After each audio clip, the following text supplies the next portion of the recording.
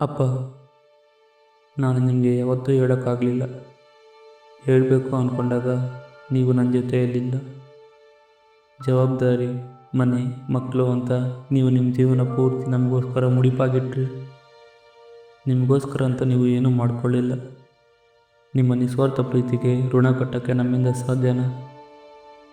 ಚಿಕ್ಕವನಿದ್ದಾಗ ಗೊತ್ತಾಗಲಿಲ್ಲ ನೀವು ನಮಗೋಸ್ಕರ ಪಡ್ತಿದ್ದ ಕಷ್ಟ.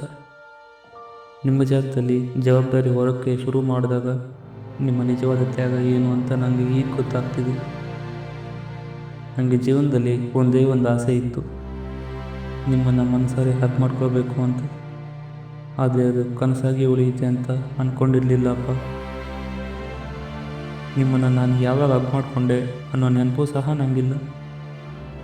ನಿಮ್ಮ ಮೇಲಿದ್ದ ಪ್ರೀತಿನೂ ಭಯನೂ ನನ್ನ ತಡೀತಿತ್ತು. ಅದರ ಜೊತೆ ಮನೆ ಹಿರಿಮಗ ಅನ್ನೋ ಜವಾಬ್ದಾರಿ ನನ್ನ ಆಸೆಯಾಗಿ ಉಳಿಯೋ ಥರ ಮಾಡಿಬಿಡ್ತು. ಇದೆಲ್ಲ ನಿಮಗೆ ಹೇಳೋ ಧೈರ್ಯ ಇಲ್ಲದೆ ನನ್ನಲ್ಲೇ ನಾನು ಬಚ್ಚಿಟ್ಕೊಂಡಿದ್ದೆ. ಈಗಲೂ ಕೂಡ ನನಗೆ ನಿಮ್ಮನ್ನು ಹಗ್ ಮಾಡ್ಕೋಬೇಕು ಅಂತ ಅನಿಸಿದರೆ ಈ ರೀತಿ ಪತ್ರ ಬರೆದು ಬಚ್ಚಿಟ್ಕೋತೀನಿ.